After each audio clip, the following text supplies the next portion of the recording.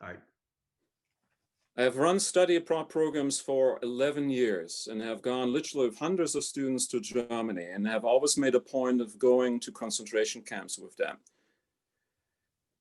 And I'm doing this because I know how important it is to take that as a step to understand Germany, how to understand Germany's path to reconciliation, to come into terms with its past. Because I'm always in the hopes that we will be able to learn from that and apply that in the context of the United States.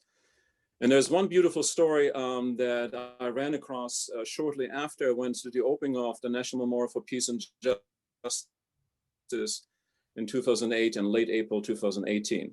So there actually were two individuals who went to this conference or to this opening ceremony together. One individual was Karen Brannon, who had just written a book called The Family Tree. And the other individual was a person who had read that book. I think her name was Jackie Jordan, if I'm not mistaken. And she realized as she was reading Karen Brannon's book, which talks about a family history where a relative had been participating in the lynching, Jackie Jordan realized that this was somebody in her own family who had been lynched in Hamilton, Georgia in 1912.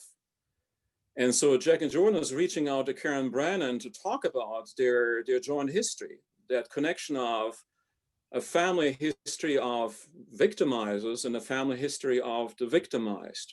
They come together, they share bread, they share stories, they cry together, and they become friends. And as friends together, joining hands, they were able then to travel to the opening ceremony of the National Memorial for Peace and Justice to experience it together and to again grieve together for the lost humanity on both sides ultimately.